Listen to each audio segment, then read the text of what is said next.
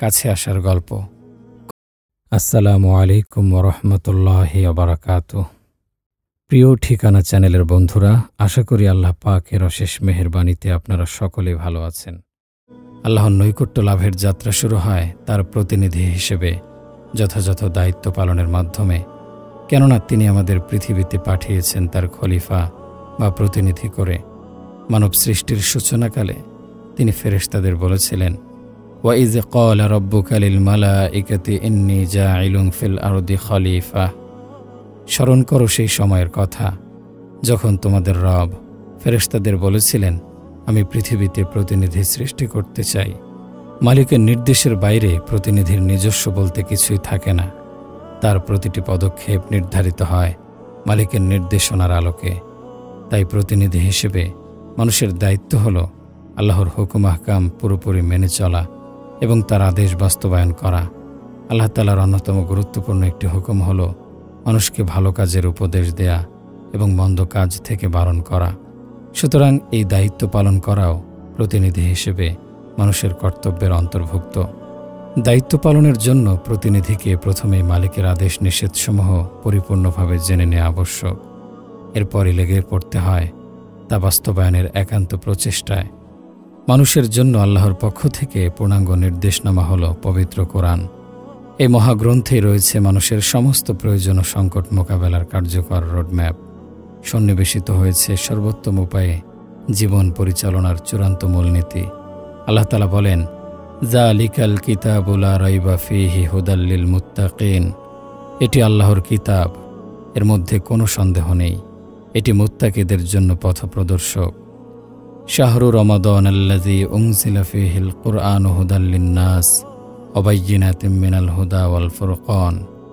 কোরআন নাজিল করা হয়েছে রমজান মাসে, যা মানবজাতির জন্য পথপ্রদর্শক এবং সৎপথের স্পষ্ট নিদর্শন, যা সত্য সঠিক পথ দেখায় এবং হক ও বাতিলের পার্থক্য সুস্পষ্ট করে দেয়। সুতরাং প্রতিনিধি হিসেবে আমাদের কাজ হবে কোরআন হাদিস ও ইসলামী শরিয়ার বিধিবিধান সম্পর্কে মৌলিক জ্ঞান অর্জন এবং তা বাস্তবায়নে আত্মনিয়োগ করা। এই সকল তৎপরতার মধ্য দিয়েই আরম্ভ হবে আল্লাহর নৈকট্য অর্জনের দিকে আমাদের আনুষ্ঠানিক যাত্রা। নৈকট্যের শর্ত পূরণ। আমরা ঈমান আনার মাধ্যমে রবের সাথে একটি চুক্তিতে আবদ্ধ হই। সেই চুক্তির আওতায় নিজের জান ও মাল তার নিকট সমর্পণ করি জান্নাতের বিনিময়ে। আল্লাহর সাথে কৃত চুক্তির যথাযথ বাস্তবায়ন করা তার নৈকট্য লাভের অন্যতম শর্ত। মহান আল্লাহর ঘোষণায়, ইন্নাল্লাহা আশতারা মিনাল মুমিনিনা আনফুসাহুম ওয়া আমওয়ালাহুম বিআন্না লাহুমুল জান্নাহ ইকাতিলুনা ফী সাবিলিল্লাহি ফায়াকতুলুনা ওয়া ইউকতালুন। প্রকৃত ব্যাপার হলো আল্লাহ জান্নাতের বিনিময়ে মুমিনদের জীবন ও সম্পদ কিনে নিয়েছেন। তারা আল্লাহর পথে লড়াই করে এবং যুদ্ধের ময়দানে মারে ও মরে। আমরা যারা ঈমান এনেছি তারা প্রত্যেকেই এই চুক্তিতে আবদ্ধ হয়েছি। এর মাধ্যমে আল্লাহ আমাদের জীবন ও সম্পদ কিনে নিয়েছেন এবং বিনিময়ে পরকালে প্রস্তুত রেখেছেন সুশোভিত জান্নাতের বাগিচা। তবে আল্লাহ আমাদের থেকে ক্রয়কৃত জীবন ও সম্পদ আমাদের কাছে আমানত রেখেছেন। শর্ত কেবল একটাই, যেন তার নির্ধারিত সীমারেখার মধ্যেই জীবনকে ভোগ করি, সম্পদকে ব্যয় করি তার দিনের স্বার্থে। এই চুক্তি যথাযথভাবে মেনে চললেই কেবল রবের নৈকট্য অর্জন সম্ভব হবে। নৈকট্যের সুধা লাভ। যখন বান্দার সকল কাজের একমাত্র উদ্দেশ্য হয় আল্লাহর সন্তুষ্টি অর্জন, প্রফুল্ল চিত্তে দ্ব্যর্থহীন কণ্ঠে যখন সে ঘোষণা দেয়, ইন্না সলাতি ওয়া নুসুকি ওয়া মাহইয়ায়া ওয়া মামাতি লিল্লাহি রাব্বিল আলামিন। আমার সালাত, আমার কোরবানি, আমার জীবন, আমার মরণ সবই সারা জাহানের রব আল্লাহর জন্য। ঠিক তখনই সে পরম করুণাময় রবের নৈকট্যের সুধা লাভ করে, পান করে রবের রেজামন্দির আবে হায়াত। এই পর্যায়ে বান্দা ও রবের মাঝে কোনো অবাধ্যতার পর্দা থাকে না কোনো অভিমান অনুযোগ।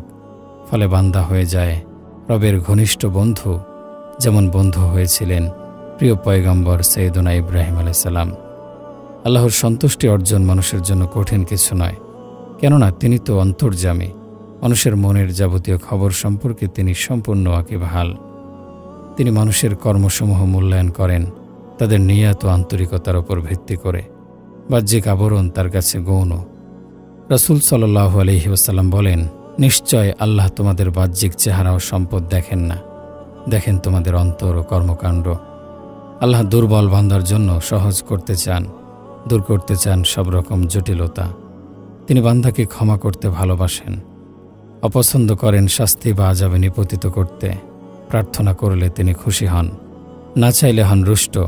মনের খবর জানার ক্ষেত্রে তিনি বান্দার অতি সন্নিকটে। আল্লাহ তাআলা বলেন, ওয়ানাহনু আকরাবু ইলাইহি মিন হাবলিল ওয়ারিদ, আমি তার গলদেশের শিরা অপেক্ষা অধিকতর নিকটবর্তী। ওয়া ইযা সাআলাকা ইবাদি আন্নী ফাইন্নী করিব উজিবু দাওয়াতাদ দাঈ ইযা দাআনি ফালইস্তাজিবু লি ওয়ালিয়ুমিনু বি লাআল্লাহুম ইয়ারশুদুন। হে নবী, আমার বান্দারা যখন আপনার কাছে আমার সম্পর্কে জিজ্ঞেস করে, তখন তাদের বলুন, আমি এত নিকটবর্তী যে কেউ যখন আমাকে ডাকে তখন তার ডাক শুনি।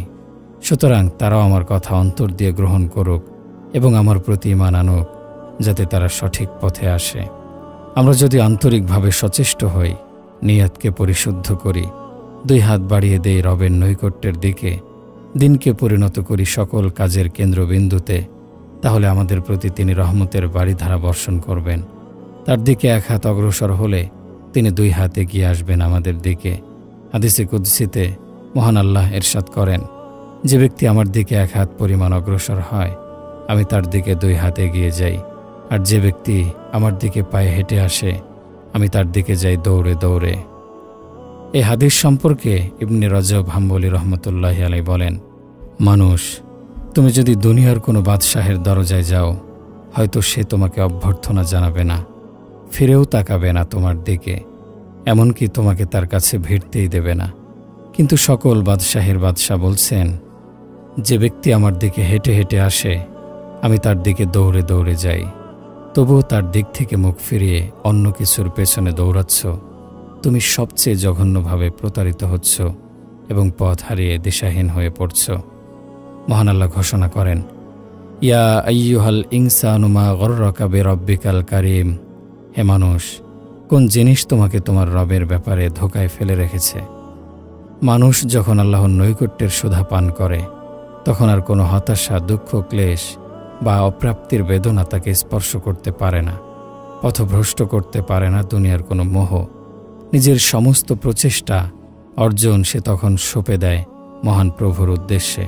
নিজের ক্যারিয়ারকে পরিচালিত করে আল্লাহ নির্দেশিত পথে, সমস্ত সম্পদ, মেধা, শ্রম ব্যয় করে উম্মাহর স্বার্থে। ক্ষমতা, অর্থবৈভব যত বাড়তে থাকে, তত বেশি সে নিজেকে নিয়োজিত করে মানবতার কল্যাণে। স্রষ্টার আনুগত্য আর সৃষ্টির সেবাই হয় তার প্রধান কাজ। তার হাত ও মুখ দ্বারা নিশ্চিত হয় অন্য সকল মানুষের নিরাপত্তা। সমাজে যখন আল্লাহর নৈকট্য লাভকারী মানুষের সংখ্যা বেড়ে যায়, তখন সমাজ হয়ে যায় শান্তির বসুধা। হিংসা, বিদ্বেষ, পরশ্রীকাতরতা ভুলে মানুষ তখন পরস্পরের কল্যাণ কামনায় রত হয়। ব্যক্তি স্বার্থ উপেক্ষা করে নিজেকে উৎসর্গ করে বৃহত্তর উম্মাহের তরে। আল্লাহর দেয়া যোগ্যতা ও সক্ষমতা ব্যয় করে তারই সৃষ্টির মঙ্গলার্থে। এভাবে মানুষ ক্রমশ তার অধিকার ফিরে পায়, দূরীভূত হয় অন্যায়, অনাচার আর দুর্নীতির দূষিত সংস্কৃতি। সমাজকে বর্ণিল করে তোলে শান্তি ও সমৃদ্ধির জান্নাতি আমেজ।